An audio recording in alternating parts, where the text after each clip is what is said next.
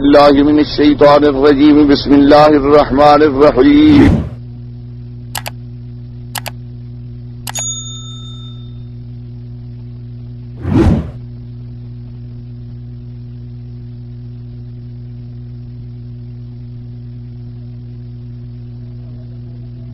رغدا حيث شئتما ولا تقربا هذه الشجرة فتكونا من الظالمين.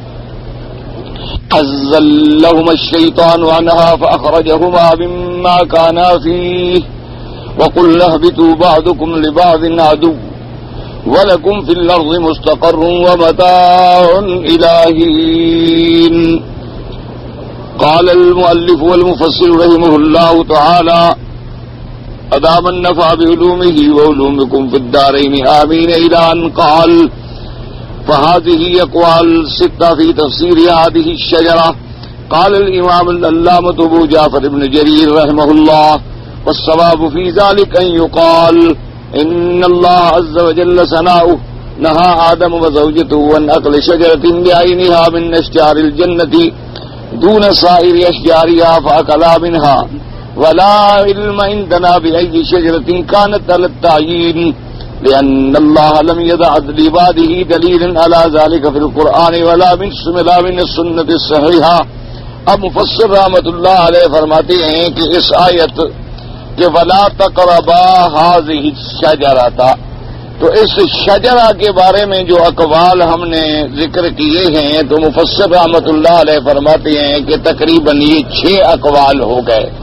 کہ بعض نے کہا کہ یہ کرم ہے یعنی انگور، اور بعض نے کہا کہ یہ ہنتا ہے گندم، بعض نے کہا یہ سنبلا ہے، بعض نے کہا یہ زیتونہ ہے. تو یہ سارے اقوال نقل کرنے کے بعد مفسر رحمۃ اللہ علیہ فرماتے ہیں کہ اس درخت کے بارے میں یہ تقریباً 6 اقوال ہیں جو آپ نے پڑھے ہیں. لیکن فرماتے ہیں کہ علامہ ابو جعفر ابن جریر رحمہ اللہ تعالی جو بہت بڑے مفسر ہیں اور بہت بڑے محدث اور عالم ہیں، انہوں نے اپنی کتاب میں تفسیر ابن جریر میں یہ لکھا ہے کہ والثواب فی ذلک، کہ اس بارے میں اب ہمارے لیے سب سے محقق بات کیا ہے یعنی پکی بات کیا ہے کہ اتنے اقوال جو جمع ہو گئے تو ہم کیا کریں. تو انہوں نے فرمایا کہ اس میں سب سے واضح بات یہ ہے کہ اللہ تبارک و تعالی نے آدم علیہ السلام اور ان کی بیوی کو ایک معین درخت سے منع فرمایا کہ یہ درخت جو ہے اس سے نہیں کھانا.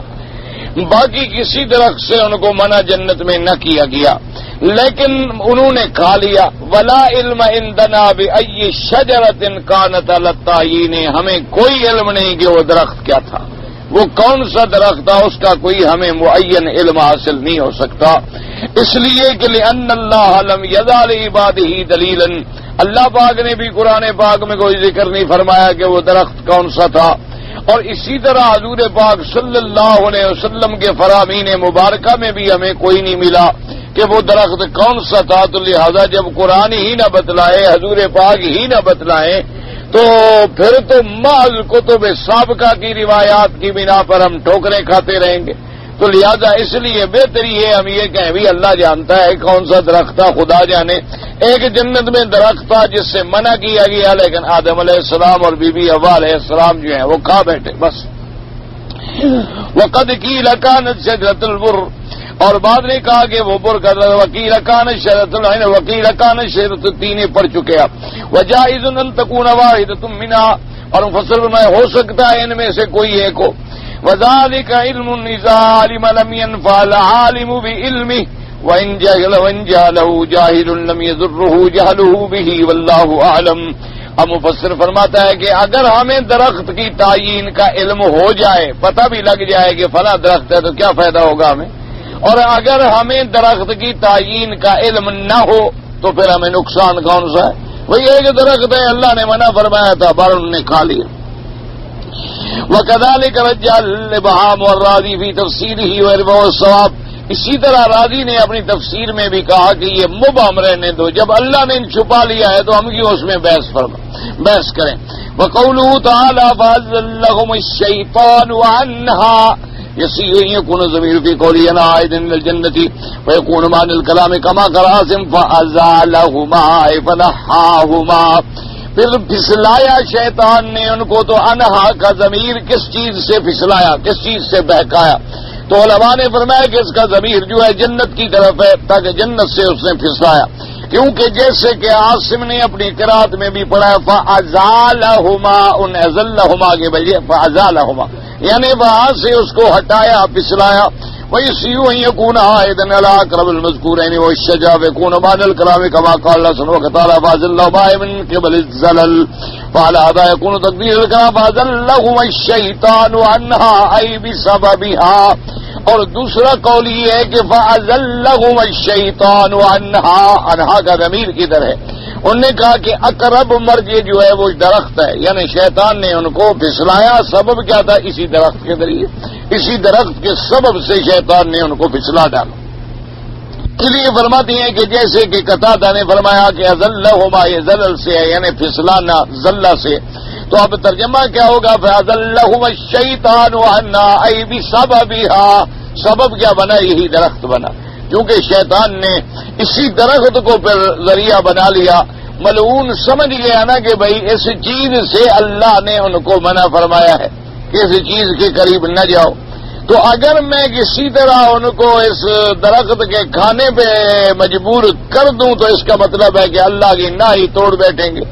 جب اللہ کی ناہی کو توڑ بیٹھیں گے تو لازمی بات ہے کہ اللہ کی طرف سے ان پر کوئی سختی اور ناراضگی اور عتاب آئے گا. اور اس کے بعد جناب کہتی ہماری مفسر کما قال تعالی یؤفک عنہ من افک ای یصرف بالسبب من هو مافوق، یعنی اس سے پھسل جاتا ہے وہ اس کے سبب سے جس نے بہکنا ہو. تو اس لیے فرمایا کہ بھئی یا تو ضمیر راجی ہے جنت کے، جنت سے پھسلایا، یا ضمیر راجی ہے درخت کی طرف کے سبب درخت کے ذریعے سے پھسلایا گیا. قال تعالی هذا قال تعالی فأخرجهما مما كانا فيه ای من اللباس والمنزل الرهب والرزق العنی والراحہ. اور پھر اس سبب سے جب پھسلایا تو ان کو نکالا جس چیز میں وہ تھے. جس چیز میں کیا مانا؟ یعنی وہ جو اللہ نے ان کو رحمت کے لباس دیے تھے، جنت کا گھر دیا تھا، وہاں کے بہترین کھانے اور نعمتیں دی تھی، ان سب سے نکلنا پڑا. وَقُلْنَا اهْبِطُوا بَعْضُكُمْ لِبَعْضٍ عَدُوٌّ وَلَكُمْ فِي الْأَرْضِ مُسْتَقَرٌّ وَمَتَاعٌ إِلَىٰ حِينٍ أي قرار وأرزاق وآجال إلى حين إلى وقت مؤقت ومقدار معين ثم تقوم القيامة. اللہ نے فرمایا کہ اب اترو تم، اور زمین میں تمہارے لیے قرار بھی ہے، رزق بھی ہے، اور ایک اجل معین بھی ہے، ایک وقت معین بھی ہے، اور اس کے بعد پھر قیامت قائم ہوگی. وقد ذكر المفسرون من السلف كالسدي بأسانيده وبالآلية وهب بن منبه وغيرهم هنا أخبارا إسرائيلية عن قصة الحية وإبليس وكيف جرى من دخول إبليس إلى الجنة ووسوسته وسنبسط ذلك إن شاء الله في سورة الأعراف هنا كالقصة أبسط منها هنا والله الموفق. اب مفسر رحمت اللہ علیہ فرماتے ہیں کہ سدئی نے، اب العالیہ نے اور وہب ابن منبہ نے بہت ساری روایات نقل کی ہیں اسرائیلیہ کہ آدم علیہ السلام کو شیطان نے کیسے نکالا، کیسے بہکایا، کیسے وسوسہ ڈالا، اور پھر جب شیطان کو جنت سے نکال دیا گیا تھا تو پھر دوبارہ وہ جنت میں داخل کیسے ہوا. اور بعض روایات میں قصص میں آتا ہے کہ وہ سانپ کی شکل میں سانپ کے اندر داخل ہو کے چلا گیا. تو کہتے ہیں اصل میں تو یہ انشاءاللہ سورۃ الاعراف میں ہی میں مفصل ذکر کروں گا، اور فی الحال جو ہے کچھ واقعات یہاں بھی بیان کرتے ہیں. وقد قال ابن ابي حاتم هنا حدثنا علي بن الحسن بن اشكاب قال حدثنا علي بن عاصم عن سعيد بن ابي عروبة عن قتادة عن الحسن عن ابي بن كعب قال قال رسول الله صلى الله عليه وسلم خلق آدم رجلا طوالا كثير شعر الرأس كأنه نخلة سهوق ولما ذاق الشجرة سقط عنه لباسه فأول ما بدا منه عورته فلما نظر إلى عورته جعل يشتد في الجنة فأخذ شعره شجرة فناداه الرحمن يا آدم مني تفر فلما سمع كلام الرحمن قال يا رب لا ولكن استحياء. اب مفسر رحمت اللہ علیہ فرماتے ہیں ابن ابی حاتم نے ایک روایت نقل کی ہے ابی ابن کعب سے، انہوں نے فرمایا کہ حضور پاک صلی اللہ علیہ وسلم نے ارشاد فرمایا ان اللہ خلق آدم رجلا طوالا، اللہ نے آدم علیہ السلام کو بڑے لمبی قامت کا مرد پیدا فرمایا. کثیر شعر الراس، آپ کے سر مبارک پہ بال بڑے گھنے تھے، اور ایسے تھے ماشاءاللہ اتنا لمبا قد تھا جیسے کوئی لمبی صاف سیدھی کھجور کا درخت کھڑا ہو۔ جب آپ نے اس درخت میں سے اس کے پھل کو چکھ لیا تو آپ کا لباس جو ہے وہ اتر گیا۔ تو اب آپ کو جب اپنے بدن پہ نظر پڑی تو آپ گھبرائے اور دوڑے جنت کے اندر کہ میں درختوں کے پیچھے چھپا ہوں، اپنے آپ کو چھپا ڈالوں۔ پروردگار نے فرمایا کہ یا آدم انی تفروا، اب تم بھاگ رہے ہو، مجھ سے بھی کوئی چھپ سکتا ہے؟ تو آدم علیہ السلام نے عرض کیا کہ اللہ میاں چھپ تو کوئی نہیں سکتا، لیکن حیا تو اپنے رب سے ہوتا ہے کہ آدمی اپنے رب سے، اپنے پروردگار عالم سے حیا کرے اور شرم کرے۔ اس استحیا کی وجہ سے جو ہے میں چھپنے کی کوشش کر رہا ہوں، ورنہ کون چیز ہے، کوئی چیز اللہ پر تو چھپی ہوئی ہوتی نہیں۔ تو اس لیے اس کے بعد فرماتے ملاکن استحیان قال وحدثني جعفر بن احمد بن الحكم القرشي سند 54 و200 حدثنا سليمان بن منصور بن عمار قال حدثنا علي بن عاصم بن سعيد ان سعيد قتادة عن ابي بن كعب قال رسول الله صلى الله عليه وسلم لما ذاق آدم من الشجرة فر هاربا فتعلقت بشجرة بشعره فنوديا۔ اس میں بھی یہ روایت آئی ہے کہ ابی بن کعب نے قال رسول اللہ صلی اللہ علیہ وسلم، حضور نے فرمایا کہ جب آدم علیہ السلام نے چکا اس درخت سے تو بھاگے، اور تو آپ ایک درخت جو تھا اس کی شاخیں جو تھیں آپ کے بالوں مبارک میں پھنس گئی، تو آواز آئی کہ یا آدم افرارا منی، کیا مجھ سے تم بھاگ رہے ہو؟ کیسے بھاگ؟ قال بل حیاء منک، قال یا آدم من جواری فبعزتی لا یساکنی فیہا من اسانی ولا خلقت مسک من الارض خلقا ثم اسونی لاسکنتم دار الحسین۔ هذا حدیث غریب وفیہ انقطاع بل اعزال بین قتادہ و ابی بن کعب رضی اللہ تعالی عنہما۔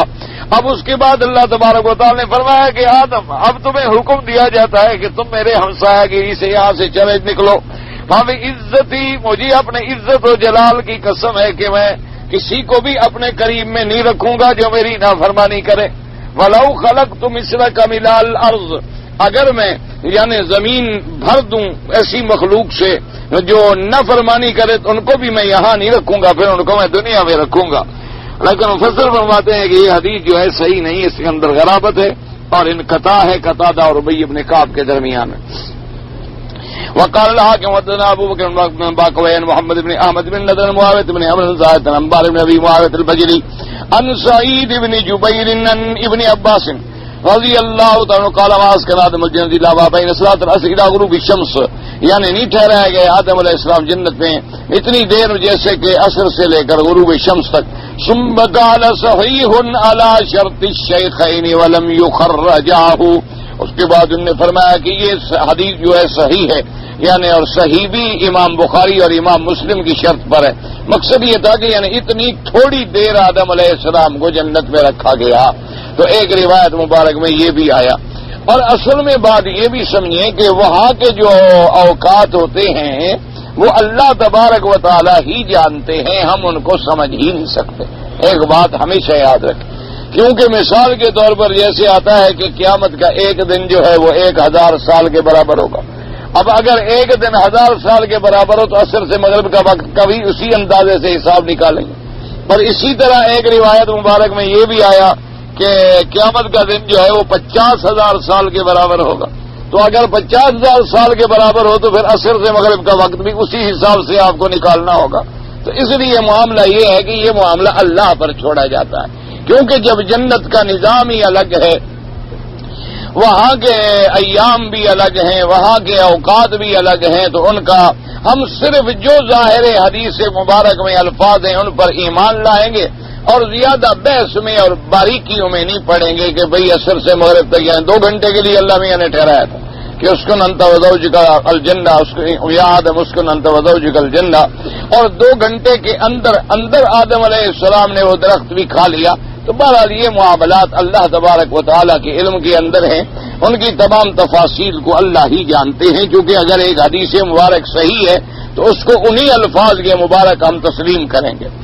وقال عبد بن عمیر فی تفسیرہ ادناه عن شام نسن قال لبث آدم وليس بجنة ساعة من نهار تلك الساعة 30 و100 سنة من أيام الدنيا عبد ابن حمید کہتی ہیں کہ حضرت آدم علیہ السلام ٹھہرے جنت کے اندر ایک گھڑی، من نہار تلک الساعۃ، ایک گھڑی، اور ایک گھڑی جو ہے وہ تھی تقریباً 130 سال کے برابر، یعنی اگر دنیا کے ایام لگائے جائیں تو وہ دنیا کے ایام کے حساب سے تقریباً 130 سال بنتی ہے۔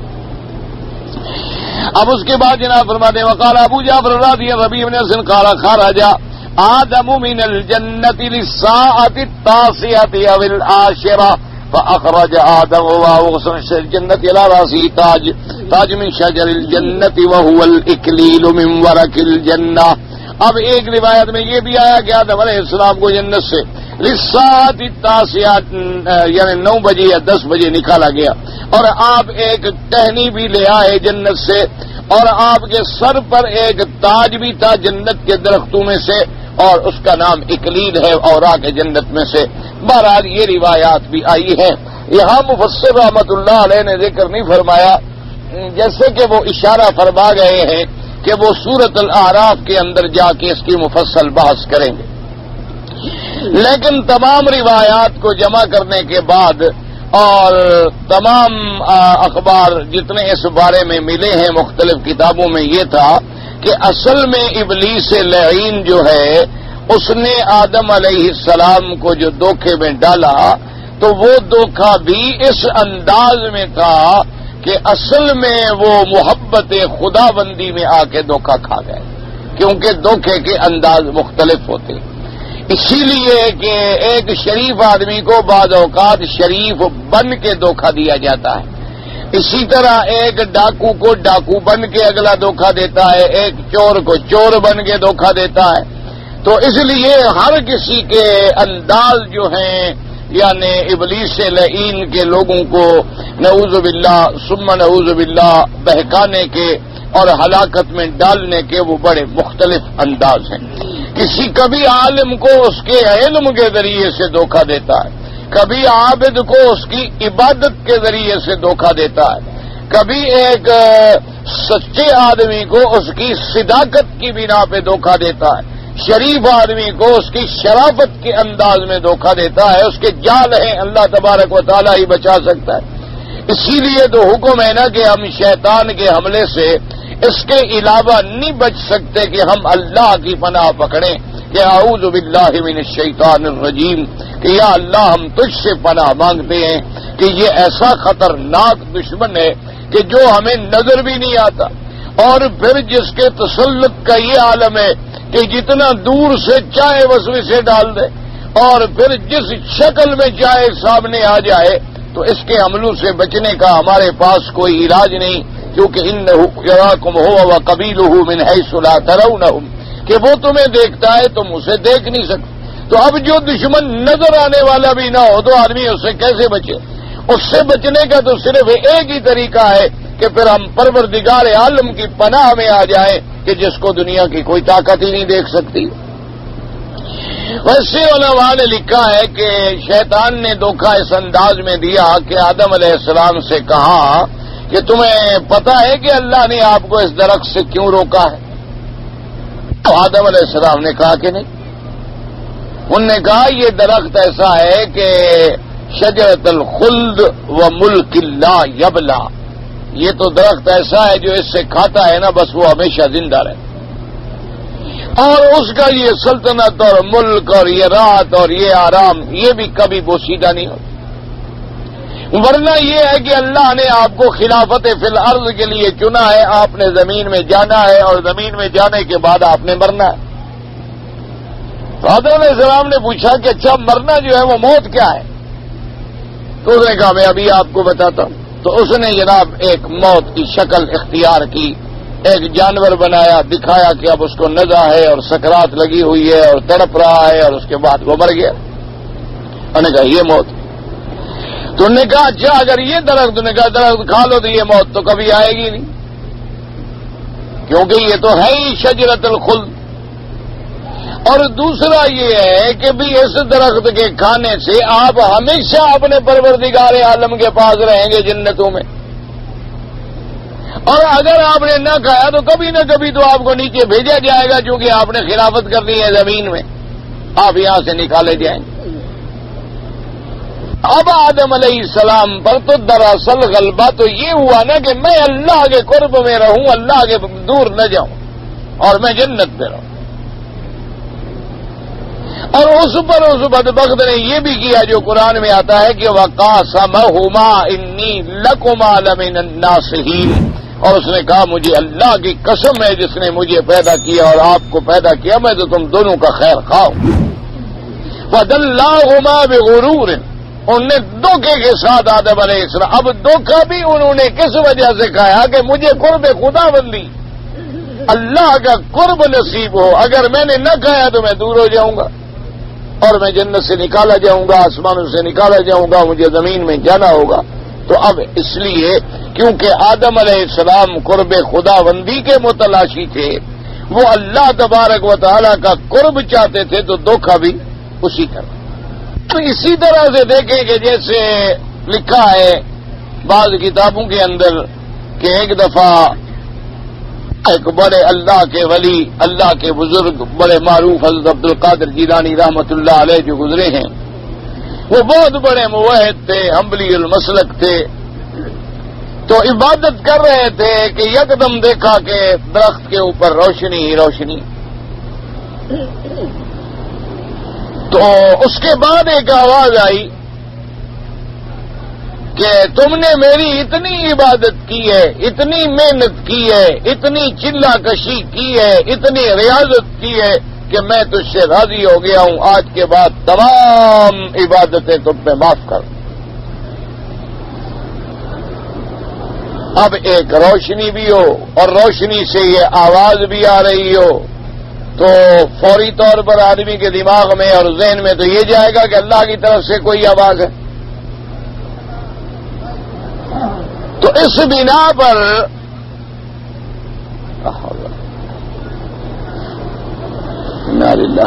بہرحال جی، تو آدم علیہ السلام تو اب انہوں نے آواز دی اور انہوں نے سنی کہ عبادات معاف ہیں، تو حضرت نے فوراً پڑھا اعوذ باللہ من الشیطان الرجیم، کہا اللہ مجھے پناہ دے. تو شیطان لعین جب آپ نے تحفظ کیا تو وہ سامنے آ گیا. اس نے کہا کہ عبد القادر تم بچ گئے، تمہیں تمہارے علم نے بچا لیا. تو آپ نے کہا اعوذ باللہ من الشیطان الرجیم، اللہ مجھے پناہ دے، مجھے اللہ نے بچا لیا، علم نے کیا بچا لیا. کتنے عالم ہیں جو بیچارے گمراہ ہو گئے، کتنے علم والے ہیں جو بیچارے بھٹک گئے، مجھے تو میرے اللہ نے بچا لیا. تو میں نے کہا کہ عبد القادر مجھے دنیا میں لوگوں کو گمراہ کرنے کے لیے 70,000 تو میرے پاس نوری پھندا ہے، یعنی بظاہر نور ہے اور اندر ظلمت. جیسے کہ حضور پاک صلی اللہ علیہ وسلم نے فرمایا کہ جب دجال ظاہر ہوگا تو آپ نے فرمایا کہ وہ حکم کرے گا زمین کو کہ خزانے نکالو، زمین خزانے نکال دے. خشک دریاؤں کو حکم کرے گا کہ چلو اور دریا چل پڑیں. برباد اور اجڑے ہوئے کھیتوں کو حکم کرے گا کہ آباد ہو جاؤ، وہ آباد ہو جائیں گے. اور اسی طرح فرمایا اس کے ساتھ جنت بھی ہوگی اور جہنم بھی ہوگی. حضور صلی اللہ علیہ وسلم نے فرمایا کہ دجال کی جو ظاہراً جنت ہوگی وہ حقیقت میں جہنم ہوگی، اور جو اس کی جہنم ہوگی وہ حقیقت میں جنت ہوگی. اب جس کو اس نے کہا جنت میں داخل کیا گیا وہ تو ہمیشہ کے لیے جہنم میں گیا، اور جس نے اس کا انکار کیا، نہ مانا، اس نے اس کو جہنم میں ڈالا تو وہ پکا مومن بنا، وہ حقیقت تو جنت میں گیا. اس لیے مختلف دھوکے ہوتے. اور یہی وجہ ہے کہ ہمارے بہت سارے مسلمان لوگ جو ہیں، اللہ تبارک و تعالیٰ ان کے احوال پہ رحم فرمائیں، ہمارے حال پر بھی رحم فرمائیں. وہ بیچارے ابتدا میں تو جو سمجھتے ہیں کہ بھئی یہ بزرگ کا مزار ہے، وہ فاتحہ پڑھنے کے لیے جاتے. اب فاتحہ کے بعد جب جاتے ہیں تو پھر ذرا اور آگے بڑھتے ہیں کہ بھئی میرا ان کے ساتھ ہی زیادہ عقیدت ہو، زیادہ محبت ہو، زیادہ اظہار عقیدت ہو. اب جناب وہ آہستہ آہستہ پھر ہاتھ لگانے پہ آتے ہیں، پھر اس کے بعد بوسے پہ آ جاتے ہیں، پھر اس کے بعد ذرا ہاتھ باندھ کے کھڑے ہونے پہ آ جاتے ہیں، پھر آہستہ آہستہ چکر لگانے پہ آ جاتے ہیں اور پھر انتہا میں وہ قبر پہ سجدے میں ڈال دیتا۔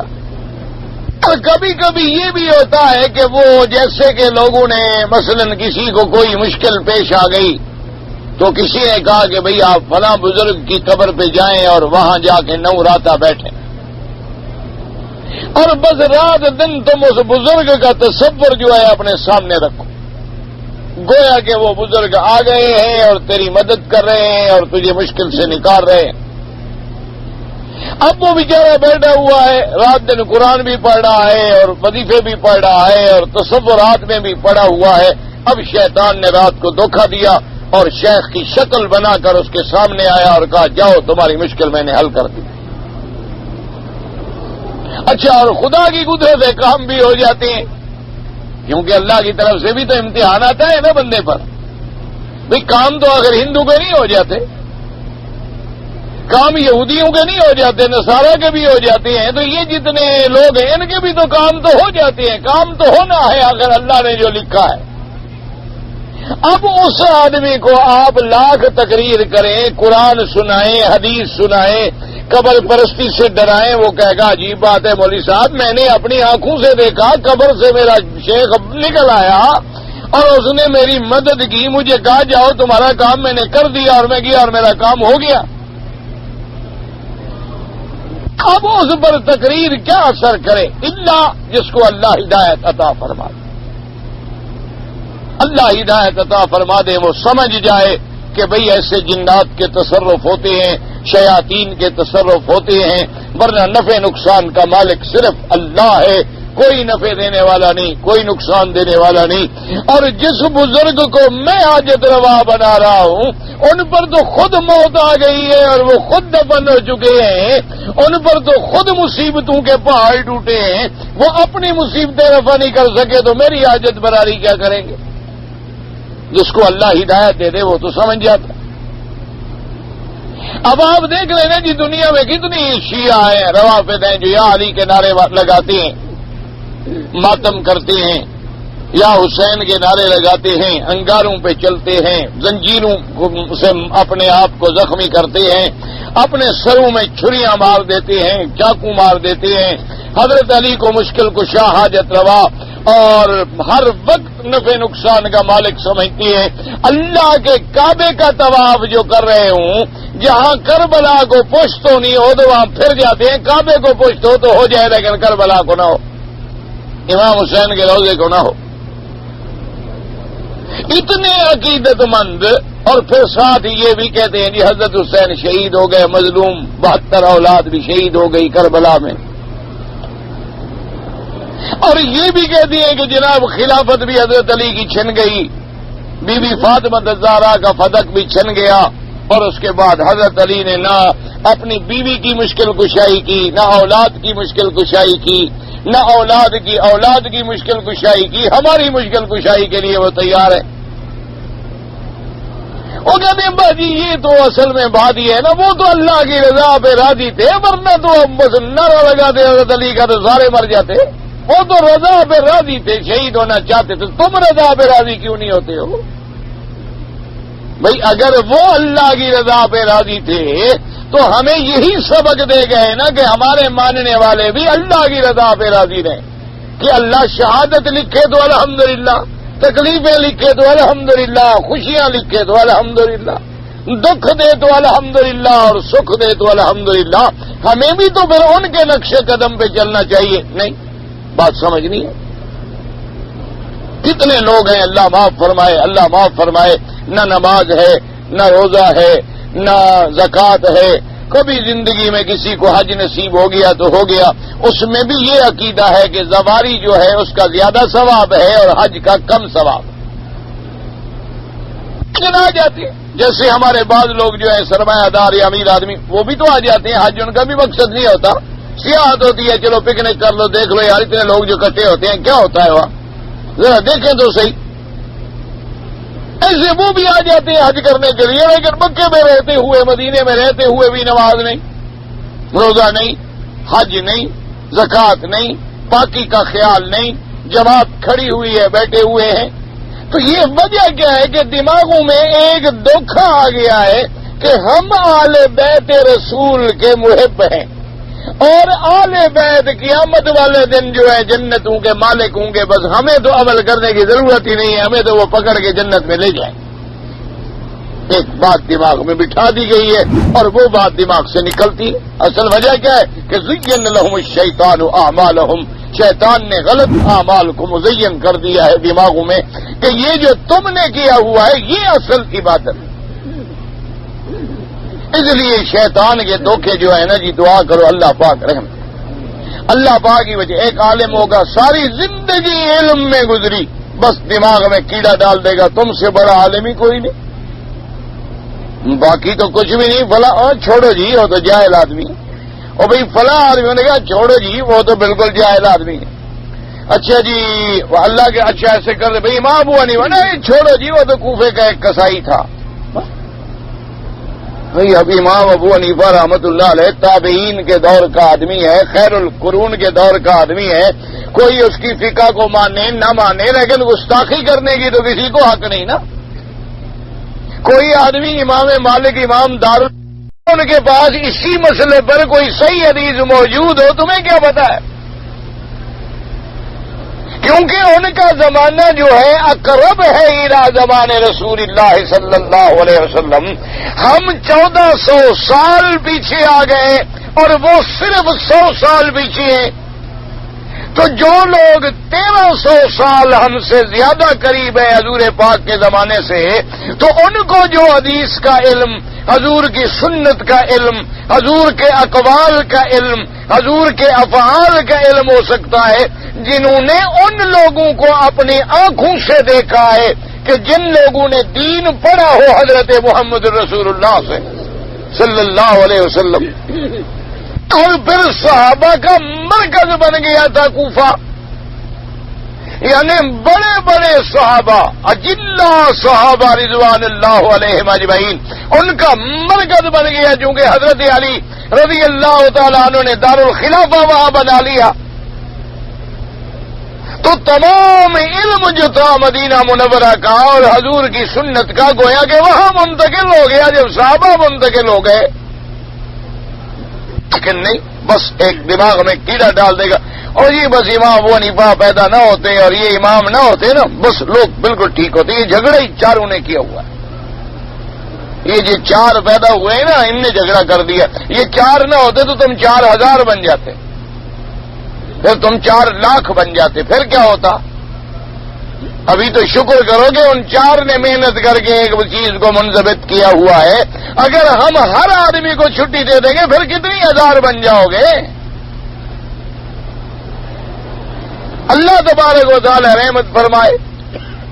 اسی طریقے سے ایک چیز دماغوں میں آ جاتی ہے، ذہنوں میں آ جاتی ہے۔ اچھا، بعض اہل اللہ نے، اولیاء اللہ نے کچھ لوگوں کی اصلاح کے لیے کچھ طریقے رکھے۔ اچھا، اب ان کا ہمیں بظاہر ثبوت نہ ملے تو ہم چپ کر جائیں کہ بھئی فوت ہو گئے، اللہ کو پیارے ہو گئے، اللہ ان کی قبروں پہ رحمت فرمائے۔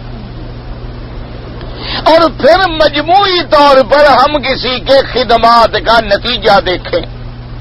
قاعدہ یہ ہوتا ہے کہ ایک عالم ہے، مثلا وہ درس دے رہا ہے، تبلیغ کر رہا ہے، واعظ کر رہا ہے، تفسیر پڑھا رہا ہے، حدیث پڑھا رہا ہے، اور ہمیں ایک نتیجہ دیکھنا چاہیے کہ بھی اس کے ساتھ جو لوگ جڑتے ہیں وہ موحد بن رہے ہیں یا بدعتی بن رہے ہیں، وہ موحد بن رہے ہیں یا مشرک بن رہے ہیں، وہ نمازی بن رہے ہیں یا بے نماز بن رہے ہیں، وہ اچھے بن رہے ہیں یا برے بن رہے ہیں، ان کی اصلاح ہو رہی ہے کہ ان کی خرابی ہو رہی ہے۔ اگر ان کے کام اصلاح والے ہیں تو کہیں الحمدللہ، بھائی اس میں کوئی غلطیاں ہوں گی لیکن کام تو بیچارہ بہتر کر رہا ہے، اس کی وجہ سے فائدہ تو ہو رہا۔ باقی انسان ہے، غلطیاں تو اس میں بھی ہوں گی، کوئی فرشتہ تو ہے نہیں، کوئی معصوم عن الخطا تو ہے نہیں، بندہ تو ہے وہ بھی بندہ انسان ہے، لیکن جی اس میں کتنی غلطیاں ہوں لیکن اس کی خدمات ہے اور اس سے لوگوں کو بڑا فائدہ ہوا، برداشت ہو، لیکن نہیں، خدا کی شان۔ یہ اصل کیا ہوتا ہے، یہ سب عداوت شیطان ہے کہ جب شیطان کو دشمنی پہ آتا ہے تو سب سے پہلے وہ اللہ کے اولیاء کے ساتھ دلوں میں دشمنی پیدا کرتا ہے، جو صحیح معنوں میں عباد اللہ صالحین ہیں ان کا دشمن بناتا ہے، اور جب وہ آدمی ان کا دشمن بن جاتا ہے تو اللہ فرماتے ہیں من آزالی ولی فقط آذنتہ بالحرب، جو میرے دوستوں سے دشمنی رکھے وہ میرے ساتھ جنگ کے لیے تیار ہو جائے۔ پھر نتیجہ کیا نکلتا ہے؟ بس ایسے ہی بھٹکا اور گیا۔ پھر ہے تو آدمی ایسے نا دو دھاری تلوار پہ چل رہا ہے، بس پھسلا تو پھر گیا۔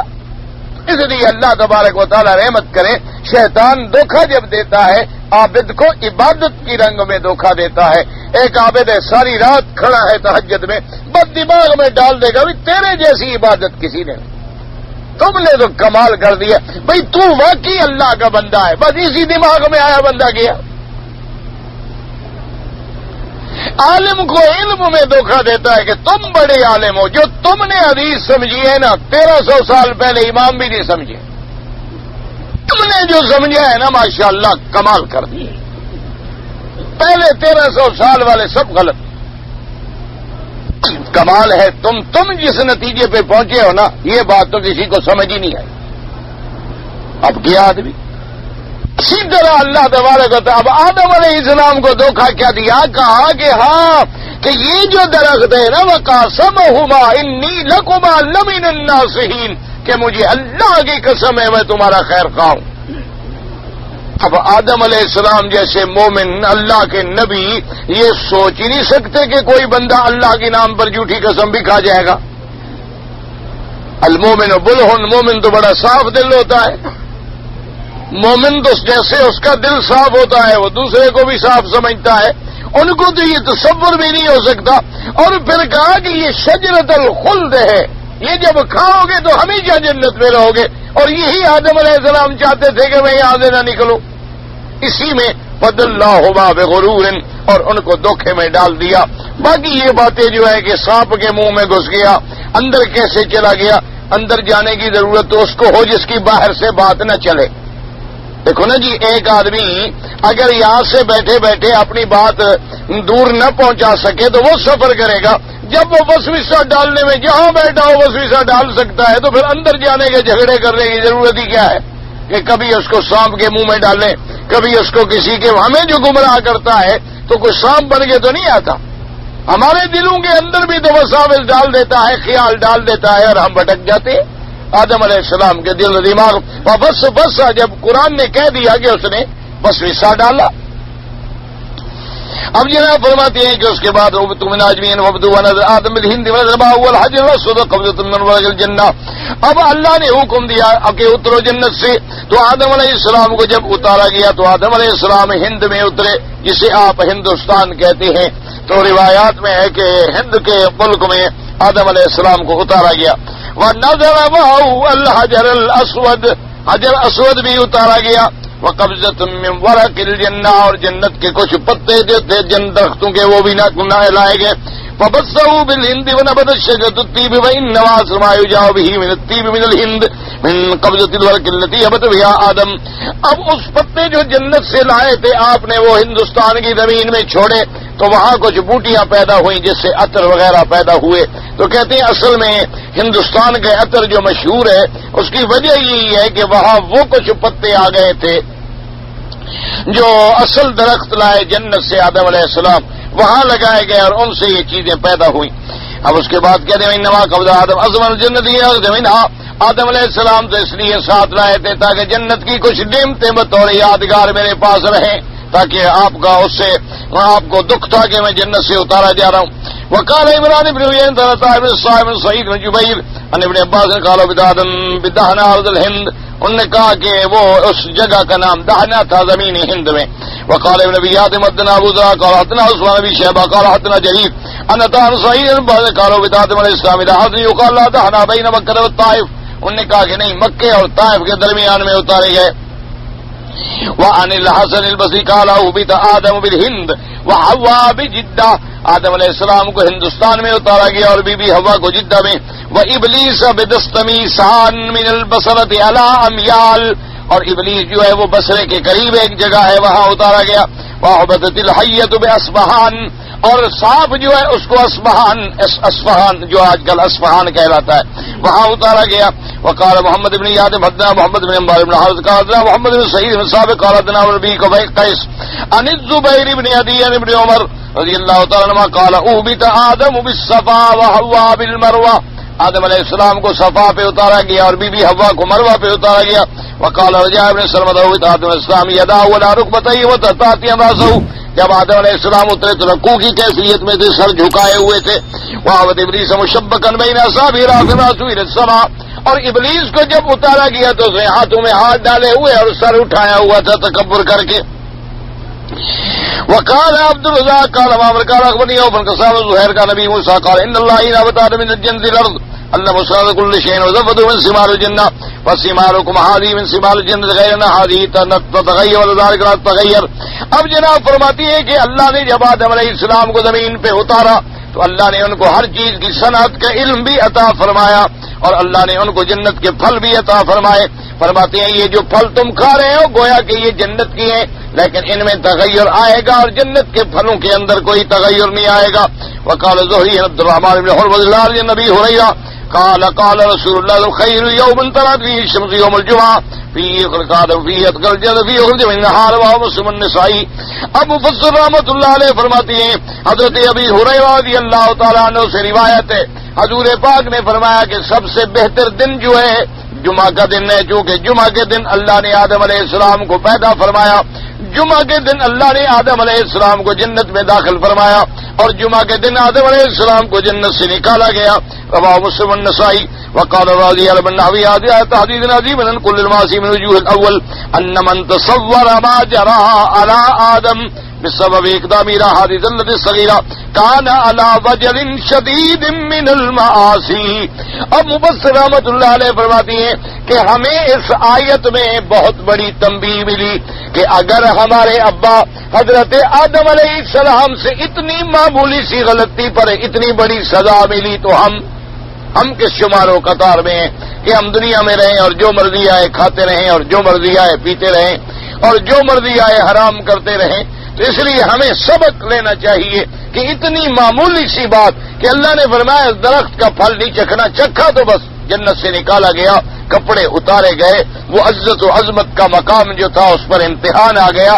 اور باقی یہ باتیں جو ہیں یہ اصل میں یاد رکھیں یہ مختلف کتابیں روایات اسرائیلیہ ہیں کہ ہندوستان میں اتارے گئے یا طائف میں اتارے گئے یا مکہ میں اتارے گئے. کیوں؟ ایک تو جب اتارے گئے نیچے کون تھا؟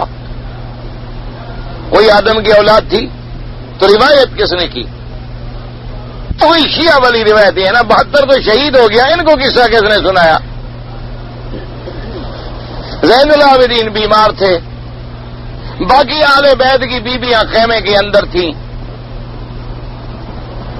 یہ اسی طرح یہ سب اسرائیلی روایات ہیں کہ وہاں اتارے گئے اور جدے اتارے گئے اور ہند میں اتارے گئے اور فلاں جگہ اتارے گئے. اللہ جانتا ہے کہاں اتارے گئے کہاں نہیں اتارے گئے. اللہ نے حکم دیا اہبطوا منہا, اترو, بس اتارے. کس جگہ اتارے گئے اللہ اعلم, اللہ تبارک و تعالی جانتے ہیں. ایسے مسائل میں آدمی کو الجھنا نہیں چاہیے. اصل میں مشکل یہ ہوتی ہے کہ بعض لوگ جب یہ سنتے ہیں نا کہ ہاں فلاں مولوی نے تو بتا دیا جی کہ آدم یہاں اترے, اور بھائی مولوی تو پیدا ہی نہیں ہوا تھا اس وقت, آدم علیہ السلام کی اولاد ہی نہیں تھی. کون سا رپورٹر تھا جس نے یہ قصہ لکھا وہاں؟ یہ تو اسرائیلی کتابوں میں ذکر آیا اور نقل ہوتے ہوتے ہوتے وہب ابن منبہ کے پاس, کعب احبار کے پاس, وہاں سے روایات نقل کرتے کرتے کرتے ہم تک بھی پہنچ گئی, ورنہ اس کا حقیقت میں کوئی علم نہیں. یا تو اللہ قرآن میں ذکر فرماتے کہ ہم نے فلاں شہر میں اتارا پھر تو بات تھی, یا میرے آقا حضور کو اللہ پاک وحی کے ذریعے خبر دیتے کہ آپ کے ابا آدم کو ہم نے فلاں جگہ اتارا تھا, اور حضور صلی اللہ علیہ وسلم ہمیں بتلا دیتے. تو جب حدیث میں بھی نہ ہو اور قرآن میں بھی نہ ہو تو پھر تو یہی عقل لڑانے والی باتیں ہیں. اچھا, جن کا ہندوستان سے تعلق ہوتا ہے وہ کہیں گے ہندوستان میں اترے, جن کا طائف سے تعلق ہو گیا نہیں ابا ہمارا طائف آیا تھا, نہیں جی نہیں یہ جدے آیا تھا. میں نے کہا نہیں جی نہیں, صفا پہ اور مروہ پہ بڑی جدائی ہوئی, کتنا فاصلہ درمیان میں رہ گیا, ایک صفا پہ تھا ایک مروہ پہ, 2 منٹ کے بعد یعنی مل گئے. یہ سب ایسے قصے, حقیقت اللہ جانتے. یا ناظرن یبنو بعینی راکد مشاہد الامر غیر مشاہدی بصر الذنوب الى الذنوب وترتجی درج الجنان من الى فوز العابدی انسیت ربک حین اخرج آدم منہا الی الدنیا بذنب واحد، کہ ایک چھوٹی سی غلطی سے اللہ نکال دیا. قال ابن القیم رحمہ اللہ تعالی ولکنہ وصف العدو فالترا نعود الی اوطان اللہ وسلم. اب دیکھیں کہ اس دشمن نے جس نے نکالا پہ ہم اپنے وطن میں پہنچتے ہیں کہ نہیں. قال الراضي فتن موسى انه قال كنا قوم من اهل الجنه وسبانا ابليس الدنيا وليس لنا الا الهم والحزن حتى نرضي الدار التي اخذنا منها. فتح موسى فرماتی ہیں کہ ہم جنت کے لوگ تھے، ہمارے ابا کا گھر جنت میں تھا، لیکن اس بدبخت نے ہمیں قیدی بنا کے وہاں سے نکالا ابلیس نے. اب ہمارا سب سے بڑا غم یہ ہونا چاہیے کہ ہم اپنے ابا کے اس جگہ میں پہنچے جنت میں. کیسے پہنچیں گے؟ ایمان اور عمل صالح کے ساتھ. فنقيل إذا كان جنة آدم التي منها في السماء كما يقول الجمهور من العلماء وكيف تمكن إبليس من دخول الجنة وقد تضمن هناك ترتيبا قدريا والقدري لا يخالف لا يبانه. والجواب أن هذا بأن يستدل به من يقول إن الجنة التي كان فيها آدم في الأرض لا في السماء كما قال بسط هذا في أول كتابنا البداية والنهاية. وأجاب الجمهور بأجوبة أحدها أنه منع من دخول الجنة مكرما وأما على وجه السرقة والإهانة فلا يمتنع. ولهذا قال بعضهم كما جاء في التوراة أنه دخل في فم الحية الجنة وقد قال بعضهم ياتم أنه وسوس لهما وهو خارج باب الجنة وقال بعضهم ياتم أنه وسوس لهما وهو في الأرض وما في السماء ذكرهما الزمخشري وغيره. وقد أورد القرطبي أولى حديث الحجاج وقد إنه في هذا كذلك وحجاج وفاد. اب مفسر رحمۃ اللہ علیہ فرماتے ہیں کہ اگر اعتراض کیا جاتا ہے کہ اگر آدم جنت میں تھے آسمانوں کے اندر تو پھر ابلیس کیسے داخل ہوا جب ابلیس کو وہاں سے نکالا گیا؟ اس لیے وہ کہتی ہیں کہ جنت زمین میں تھی. تو مفسر کہتے ہیں چلو اگر ہم یہی بات بھی مان لیں کہ جنت زمین میں تھی تو پھر جنت سے تو اس کو نکالا گیا، اس میں کیسے داخل ہوا؟ تو جو اس کا تم جواب دو گے آسمان والی جنت کا وہی جواب ہم دے دیں گے. تو اس لیے نے کہا یہ تو باتیں ہیں، بہرحال وہ جنت وہی آسمان کی تھی. اب کیسے داخل ہوا؟ تو بعض لوگوں نے لکھا کہ وہ سانپ کے منہ میں داخل ہوا، بعض نے کہا کہ نہیں وہ جنت کے باہر تھا اور اس نے وسوسہ ڈالا، بعض علماء نے کہا وہ زمین پہ تھا، آدم علیہ السلام جنت میں تھے لیکن وسوسہ ڈالا گیا کیونکہ وسوسہ ڈالنے کے لیے استدراجی قوتیں اس کے پاس موجود ہیں. مفسر رحمۃ اللہ علیہ فرماتے ہیں کہ جس نے دیکھنا ہو قرطبی نے اس موقع پر پھر بہت ساری روایات نقل کی ہیں، وہاں دیکھ سکتا ہے. ایک آدمی نے 9 تاریخ کو گھر سے احرام باندھا، عرفات چلا گیا، مزدلفہ قیام کیا، 10 تاریخ کو جمرات کر کے قربانی کر کے گھر چلے آئے، رات مینا میں نہیں گزاری، 11-12 کو بھی گئے. بہرحال حج تو اس کا ہو جائے گا لیکن اس نے مینا میں رہنے کی سنت سے محروم رہا، ثواب سے محروم رہا. اچھا جی، مسجد کی استعمال شدہ پرانے قالین جو ہیں ہم اپنے گھر میں استعمال کریں نہیں. جو چیز مسجد کی ہے وہ مسجد کی ہے، مسجد کے علاوہ کسی جگہ استعمال نہیں ہو سکتی. اگر کسی نے حضور صلی اللہ علیہ وسلم نام پر حج کیا اللہ پاک اجر دیں گے، جس کے نام پر بھی حج کریں گے آپ. اگر محرم آدمی لڑ پڑے اور کسی کا خون بھی نکل آئے کچھ نہیں ہوتا، بس لڑنا نہیں چاہیے، قرآن کی مخالفت ہے، لا جدال فی الحج. اگر کوئی بچہ اپنی ماں کا دودھ 2 سال سے زیادہ پیے تو جمہور ائمہ کا مسئلہ یہی ہے کہ 2 سال سے زیادہ نہ پیے. حولین کاملین لمن اراد ان یتم الرضاعہ. امام ابو حنیفہ رحمۃ اللہ علیہ 2.5 سال تک گنجائش سمجھتے ہیں جائز ہونے کی، ورنہ بہتر سب کے نزدیک یہ ہے کہ 2 سال کے بعد چھوڑ دیں یا چھڑوا دیا جائے. یا رب موسیٰ یا رب ابراہیم بالکل ٹھیک ہے، یہ تو کوئی منع نہیں دعا میں. خان صاحب نے 5 رکعتیں پڑھائی اور سجدہ صاف کیا، ٹھیک ہو گیا. ہمارا 60,000 راس المال تھا، سال کے آخر میں 1,20,000 بن گیا، کچھ ادھار ہے، بہرحال آپ کو 1,20,000 روپے زکات دینی ہے. میرا قلب جو ہے پیر صاحب کی طرف متوجہ اور کا قلب جو ہے وہ حضور کی طرف، تو قلب کے معاملے قلب جانے ہم تو نہیں جانتے. ہم تو ظاہر والے مولوی لوگ ہیں نا، قلب تو اندر کی بات ہے نا بھائی، یہ تو اندر والے لوگوں سے پوچھیں. ہم تو جو ظاہر قرآن حدیث میں ہوتا ہے وہ باتیں سمجھا سکتے ہیں، یہ اندر والی باتیں جب ہمیں سمجھ آئیں گی تو پھر بتایا کریں گے. ایک فرقہ حضرت علی کو کہتے ہیں کعبے میں پیدا ہوئے، حضرت علی حرم میں پیدا ہوئے، موٹی بات یاد رکھیں بس. مولا کی یہ حدیث جو ہے من کن تو مولا علی مولا، کوئی حدیث نہیں ہے، کوئی صحیح حدیث نہیں ہے، کسی صحیح حدیث کے اندر کتاب میں موجود ہی نہیں ہے.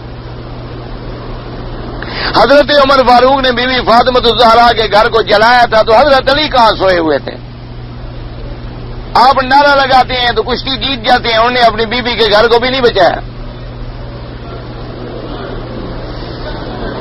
نہیں، حضرت عمر جو بی بی فاطمہ الزہرا کا گھر جلا رہے تھے تو حضرت علی کہاں تھے؟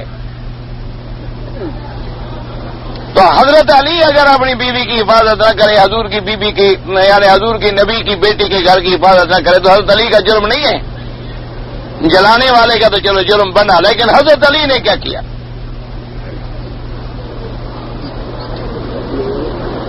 حضرت علی کی بہادری کا تم انکار کر دو، پہلا واقعہ ہم مان لیتے ہیں، تم ان کو مشکل کشا کہنا چھوڑ دو، وہ ہم مان لیتے ہیں۔ ایسے قصے ہیں لوگوں کے گھڑے ہوئے، کوئی واقعہ نہیں۔ کون حضرت بی بی فاطمہ الزہرا کا گھر جلا سکتا ہے؟ کوئی جرأت کر سکتا ہے؟ کوئی عقل کی بات کرو۔ بی بی فاطمہ الزہرا کا یہ گھر ہے جہاں حضور پاک کا روضہ ہے، تو کوئی یہ جرأت کر سکتا تھا کہ یہاں آ کر حضور پاک صلی اللہ علیہ وسلم کی بیٹی کے گھر کو جلائے؟ حضور صلی اللہ علیہ وسلم کے وصال کے بعد بی بی فاطمہ کو بھی حضرت ابو بکر نے کہا تھا کہ یہاں نہ رہو، اگر کہاں ہو تو پھر بھی حدیث کا حکم ہے کہ واویلا نہیں کرنا چاہیے۔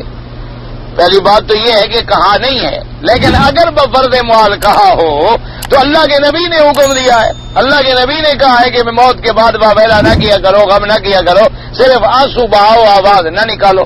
تو پھر اس نے حضور کی حدیث پہ عمل کیا۔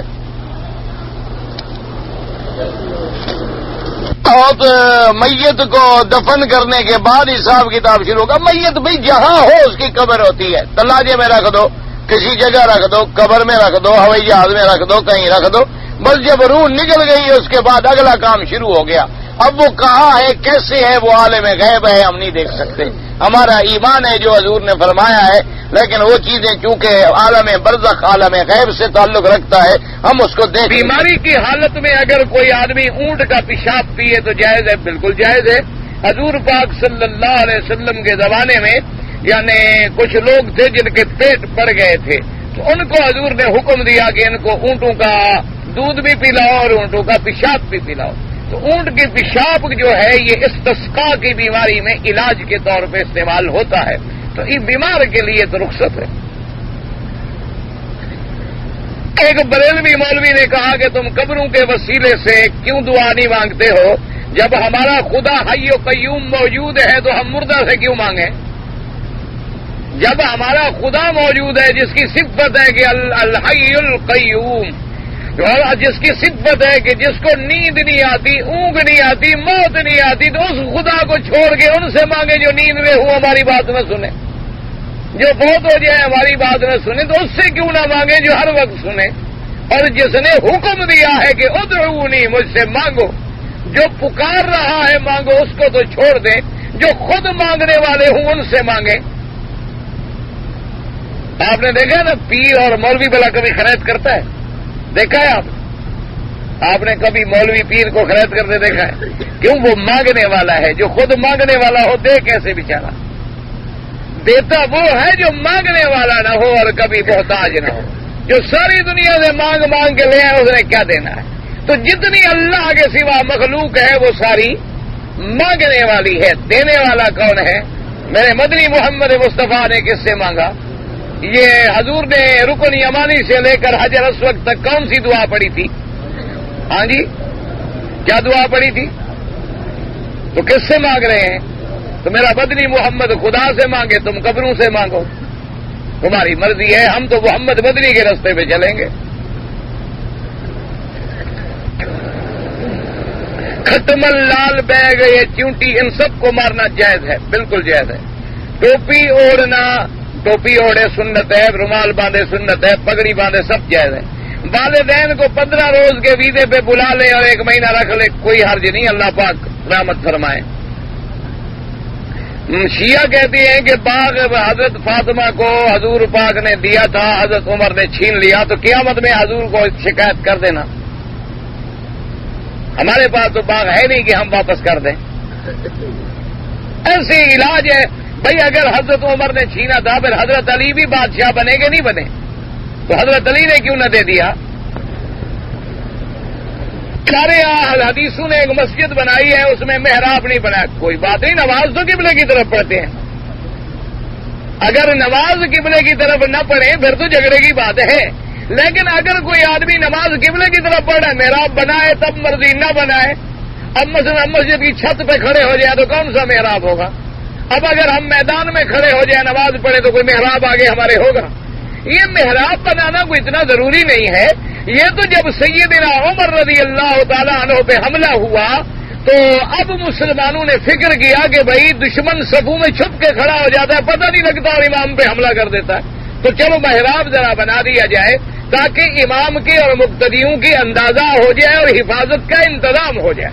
تو اس لیے پھر اسی پر امت کا اتفاق چلا آیا. اگر کوئی بنا دے الحمدللہ، نہ بنائے الحمدللہ، کیا فرق پڑتا ہے؟ ہم ابھی تک انہیں چھوٹے جھگڑوں میں لڑ رہے ہیں کہ محراب ٹھیک ہے کہ نہیں ہے. ایک کہے گا ٹیڑھا ہے، ایک کہے گا سیدھا ہے، ایک کہے گا مینار ایک ہو مسجد کا، ایک کہے گا 2 ہوں، ایک کہے گا 3 ہوں، ایک کہے گا 4 ہوں، ایک کہے گا 5 ہوں، ایک کہے گا 1 بھی نہ ہو. ہم انہیں جھگڑوں میں پڑے ہوئے ہیں. خدا کے بندے، نماز ہے، محراب ہے تو الحمدللہ، نہیں ہے تو الحمدللہ. اللہ کے نبی نے فرمایا جعلت لی الارض مسجدا وطہورا، کہ یہ میری امت کی خصوصیت ہے کہ اللہ نے پوری زمین کو میرے لیے مسجد بنا دیا. کہ پہلی امتوں کی نماز مسجد کے بغیر ہوتی نہیں تھی. یہ حضور کی امت پہ اللہ نے کرم فرمایا کہ جہاں کھڑے ہو جاؤ وہی مسجد ہے. اس لیے ان جھگڑوں میں نہ پڑا کرو.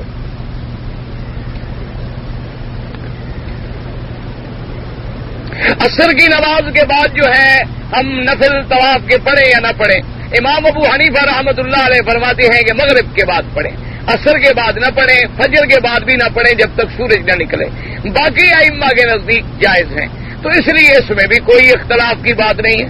میں تو ہمیشہ لوگوں کو سمجھاتا ہوں کہ بھی اگر کوئی تمہیں جلدی ہے، جانا ہے، پڑھ لو. باقی ائمہ کے نزدیک اجازت موجود ہے. اور اگر تم مکے میں بیٹھے ہو، جی قرآن مقدس میں ایک آیت آئی ہے، قل تعالوا ندعو ابناءنا وابناءکم ونساءنا ونساءکم. یہ آیت مباہلہ ہے. تو اس کا پس منظر کیا ہے؟ اس کا پس منظر مختصراً یہ ہے کہ ایک نصرانیوں کا وفد آیا تھا عبد المسیح کی قیادت میں، حضور پاک کی خدمت میں آئے اور انہوں نے کہا کہ ہم باتوں سے مسئلہ حل کرنا چاہتے ہیں. انہوں نے کہا کہ یا رسول اللہ صلی اللہ علیہ وسلم آپ یہ بتائیں کہ عیسیٰ علیہ السلام کو مانتے ہیں؟ حضور نے فرمایا کہ ہم مانتے ہیں. انہوں نے کہا اب یہ بتلائیں کہ عیسیٰ علیہ السلام کا باپ کون ہے؟ حضور نے فرمایا عیسیٰ علیہ السلام بغیر باپ کے پیدا ہوئے ہیں. انہوں نے کہا جی بغیر باپ کا کوئی بیٹا ہمیں دنیا میں اور دکھلاؤ کہ باپ نہ ہو اور بیٹا پیدا ہو گیا ہو. اور اگر آپ کوئی اور نہیں دکھلا سکتے تو پھر ہمارا عقیدہ مان لیں کہ وہ اللہ کا بیٹا ہے. تو اس پر اللہ نے قرآن نازل کیا، ان مثل عیسیٰ عند اللہ کا مثل آدم. اللہ نے فرمایا میرے مدنی ان کو کہو گے تم پاگل ہو گئے ہو. اگر بغیر باپ کے پیدا ہونے والا خدا کا بیٹا ہے تو آدم کا تو باپ بھی نہیں، ماں بھی نہیں، اس کو کیا کہو گے؟ اس کا تو باپ بھی نہیں ہے، ماں بھی نہیں، دونوں نہیں ہے. وہ تو بغیر باپ اور ماں کے پیدا ہوا ہے، پھر یہ بیٹا تو اس کو خدا بنا لو. تو اس لیے جب وہ دنگ رہ گئے، جواب نہ دے سکے، تو اللہ نے فرمایا کہ آپ ان کو چیلنج کریں، ان سے کہیں کہ چلو اگر تم عقل سے مسئلہ نہیں سمجھتے ہو تو اب عملی طور پر، پریکٹیکل طور پر آ جاؤ. تم بھی اپنے خاندان کو، عورتوں کو، بچوں کو لے آؤ اور ہم بھی اپنے خاندان کے افراد کو لے آتے ہیں اور ایک مقام پہ کھڑے ہو جاتے ہیں اور اللہ سے دعا کرتے ہیں کہ جو جھوٹا ہو اللہ اس پہ لعنت کرے اور اللہ اس پہ عذاب دے. تو آپ بھی نکلے میدان میں اور ہم بھی نکلتے ہیں.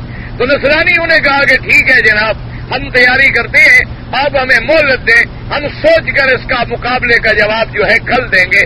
تو رات کے آرام کے لیے چلے گئے. تو ان کے جو بڑے بڑے مولوی تھے انہوں نے کہا بھی رات ہی رات میں نکل کے بھاگو، اللہ کا نبی ہے سچا، اگر ہم نے مباہلہ کیا تو ہم تو برباد ہو جائیں گے. اب اس کا حل یہ ہے کہ چوری چوری رات ہی رات مدینے سے نکل جاؤ تاکہ مباہلہ کرنے کی نوبت ہی نہ آئے. تو لہذا وہ مباہلہ کرنے کی نوبت ہی نہیں آئی. اس لیے حضور صلی اللہ علیہ وسلم کی اس آیت، اور یہاں بھی شیعہ نے ایک جوڑ لگایا. انہوں نے کہا کہ دیکھو جی حضور پاک تو بی بی فاطمہ اور حضرت علی اور ان کو بلا گئے تھے اور بی بی عائشہ اور باقی عورتوں کو آپ نے نہیں بلایا. اس لیے ہمیشہ یاد رکھیں قاعدہ یہ ہوتا ہے کہ مباہلہ تو ہوا ہی نہیں. جب مباہلہ ہوا نہیں، چیلنج کیا گیا، دشمن تو سامنے آیا نہیں. آتے حقیقت انتہا تک پہنچتی پھر آپ کہتے کہ کون شریک ہوا ہے اور کون شریک نہیں ہوا ہے. اور دوسری بات یہ ہے کہ اگر ایک آدمی کی 4 بیویاں ہوں تو جس کو چاہے وہ لے جائے. یہ تو نہیں کہ 4 بیویوں کو لے جائے. اور حضور صلی اللہ علیہ وسلم کی تو 9 بیویاں. اس لیے ہمیشہ یاد رکھیں یہی وہ مقام ہوتے ہیں جہاں معارضین اسلام اپنی طرف سے تعریف کرنے کی کوشش کرتے ہیں. بہرحال اس کا پس منظر جو ہے وہ اتنا ہے. اللہم صلی علی سیدنا محمد وعلی آل سیدنا محمد وبارک وسلم. یا الہ العالمین، یا ارحم الراحمین، یا حی یا قیوم، یا ذا الجلال والاکرام.